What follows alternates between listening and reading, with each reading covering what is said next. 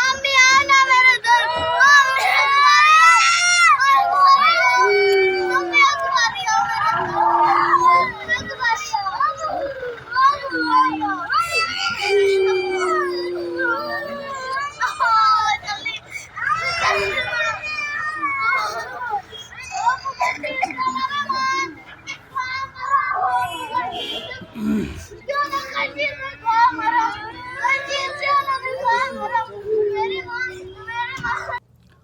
अस्सलाम वालेकुम वरहमतुल्लाहि वबरकातुहू।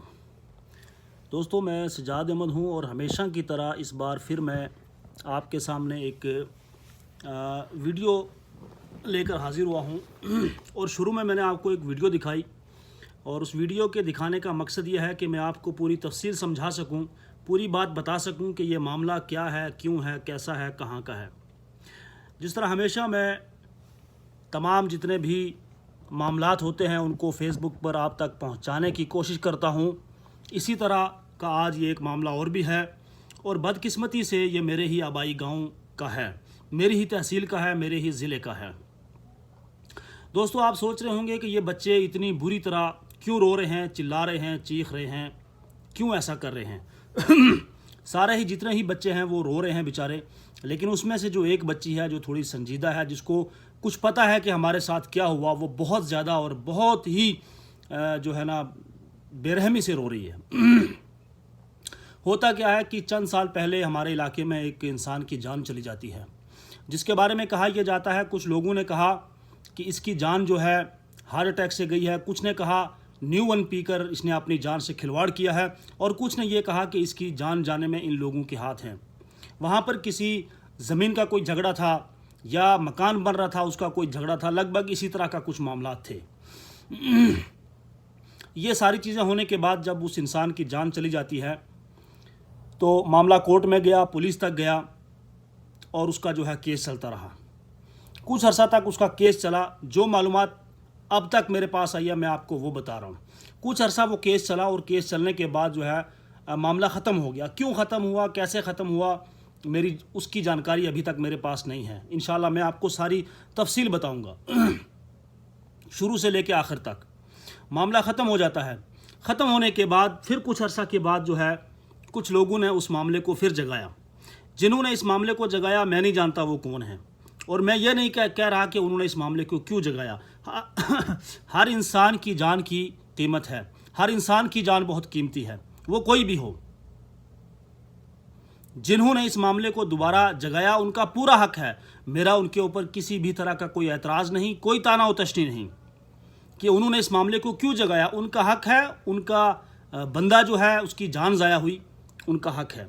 लेकिन सवाल यहाँ पर पैदा क्या होता है दोस्तों, मैं ये वीडियो क्यों बना रहा हूँ, मैंने इन बच्चों की जो वीडियो है वो आपको क्यों दिखाई, और मैं ये इतनी सारी मुसीबतें अपने सिर क्यों मोल ले रहा हूँ, मैं वो वजह आपको बताना चाहता हूँ।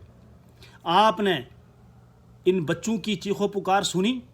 जितने भी लोग इस वीडियो को सुनेंगे, और मेरी गुजारिश है कि हर उस घर तक इस वीडियो को पहुंचाएं कि जिनके घर में बच्चे हैं, जिनको एहसास है कि बच्चा क्या चीज़ होती है, औलाद का दर्द क्या होता है, और हर उस शख्स तक ये वीडियो पहुंचाएं कि जो इंसाफ पसंद है, जिसके दिल के अंदर दूसरे के लिए रहम हो, जिसके दिल के अंदर दूसरे के लिए जगह हो। हर उस शख्स तक ये वीडियो पहुंचाएं कि आखिर ये हमारे समाज में क्या हो रहा है। तो दोस्तों, हम मौजू से ना भटक जाएं, मैं आपको उस बात तक पहले लेकर जाऊं कि ये आखिर मामला क्या हुआ और कैसे हुआ और क्यों हुआ। जब इस मामले को दोबारा जगाया गया, जितने भी लोग वीडियो देखेंगे सब लिखे पढ़े लोग हैं, जानकार लोग हैं, उसमें वकील भी हैं और तमाम तरह के लोग जो है उसमें मौजूद हैं। जब भी कोई केस रीओपन किया जाता है, मेरे हिसाब से, मेरी सोच से, मेरी समझ से वो केस जो है पहले से ज़्यादा मुश्किलें उसमें सामने आ जाती हैं। उस केस को पहले से ज़्यादा मुश्किलों का सामना करना पड़ता है। उस केस में पहले से ज़्यादा तजाद बढ़ जाता है। उस केस में पहले से ज़्यादा इख्तलाफात हो जाते हैं। मेरा ये वीडियो बनाने का मकसद क्या है कि मुझे तो हैरत होती है उस शख्स पर, किस पर, कि जो जज है जिसने ये फ़ैसला सुनाया, उसने किन सबूतों की बिना पर यह फैसला सुनाया, क्या तहकीकात हुई, क्या चीज़ें सामने आईं कि ये लोग जो है मुजरिम साबित हो गए और इनको जो है जो अदालत ने सज़ा मुतय्यन की उसके तहत जो है पुलिस इनको लेकर जेल में भर देती है। मैं सारी आवाम से, जम्मू कश्मीर की सारी आवाम से, बिलखुसूस राजौरी पुंछ खिता पीर पंजाल की आवाम से और ज़िला पुंछ तहसील सुरनकोट की आवाम से, बाशऊर लोगों से ये बात पूछना चाहता हूँ कि इन बच्चों का क्या कसूर है। क्या ये बच्चे मुलविस थे उस कत्ल में? क्या इन बच्चों ने उस शख्स का कत्ल किया? नहीं किया। अब जेल में कौन गया? आप ये देखें, ये जो बच्चे रो रहे थे इनकी माएँ जो हैं, 3 औरतें, जहाँ तक मेरे समझ में जो बात आई है या मुझ तक जो बात पहुँचाई गई है उसमें 3 औरतें हैं और एक जो है जेंट्स है जिनको जेल हुई है।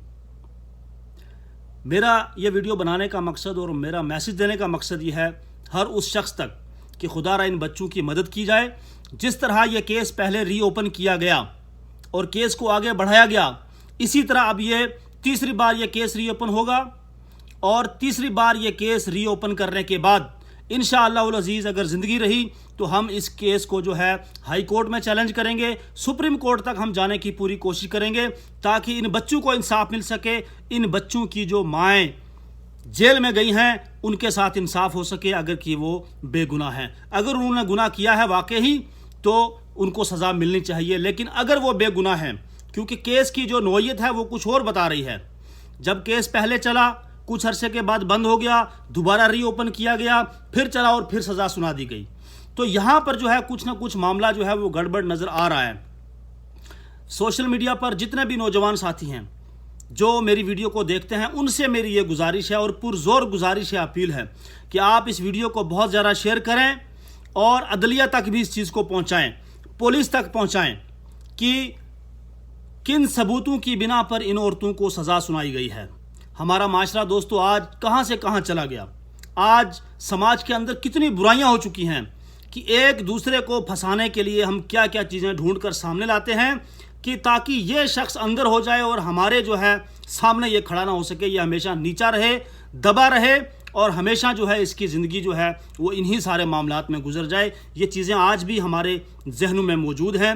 इन चीज़ों को हमें जहन से निकालना होगा और लोगों की हिफाजत करनी होगी, बिलखुसूस औरतों की हिफाजत करनी होगी। और मैं इस वीडियो के हवाले से पुलिस तक ये मैसेज पहुंचाना चाहता हूं, अदलिया तक ये मैसेज पहुंचाना चाहता हूं और उन जज साहिबान तक ये मैसेज पहुंचाना चाहता हूं जिन्होंने इन औरतों को सज़ा सुनाई है। मेरी उनसे ये गुजारिश है कि इस केस को दोबारा रीओपन किया जाए, इसकी पुरजोर तहकीक की जाए और जिस इलाके का, जिस मोहल्ले का, जिस गांव का यह केस है वहाँ के लोगों को इकट्ठा किया जाए, वहाँ से जो है दोबारा तमाम तर जो इन्फॉर्मेशन है वो इकट्ठी की जाए और इकट्ठी करने के बाद इस केस को दोबारा देखा जाए और देखने के बाद जो है इन औरतों के साथ, ख़ास तौर से इन बच्चों के साथ इंसाफ किया जाए। मेरी अपील हर उस इंसाफ पसंद शख्स से है, मेरी अपील हर उस इंसाफ की गुहार लगाने वाले से है कि खुदारा इन बच्चों का दर्द समझो, इन बच्चों की चीखो पुकार सुनो। ये जो बच्चियां रो रही हैं, जिसके घर में बच्चियां हैं, जो बच्चियों की कदर जानता है वो इस वीडियो को सुने और इन बच्चियों की हेल्प करने की कोशिश करे।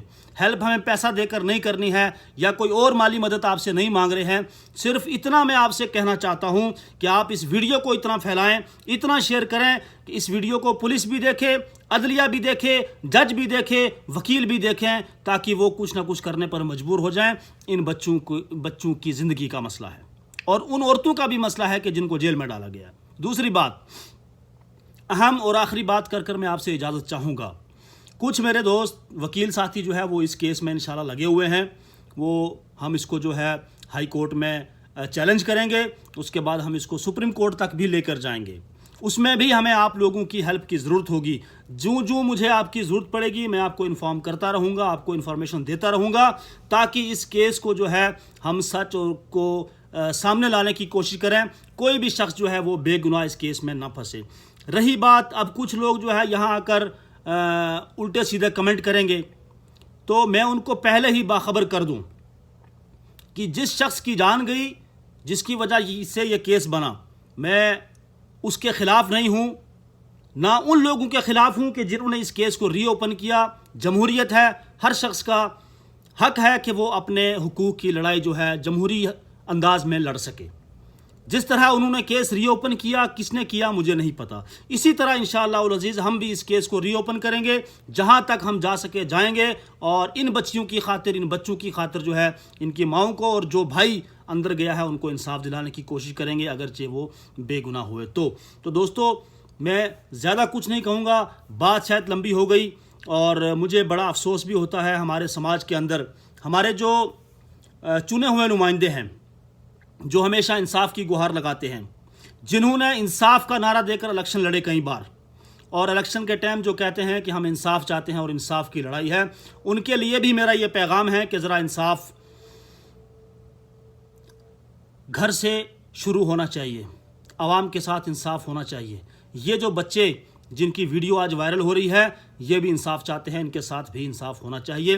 बहरहाल दोस्तों, दुआओं में याद रखना, वक्त ज़रा ले लिया मैंने आपका, और जो लोग मेरी वीडियो को देखते हैं, सुनते हैं, अल्लाह ताला उनको जज़ाए खैर दे, मैं उनका बहुत बहुत मशकूर हूँ। ख़ास तौर से इस वीडियो को आपने बहुत ज़्यादा वायरल करना है ताकि हम इन बच्चों की मदद कर सकें। अल्लाह हाफिज़, दुआओं में याद रखें।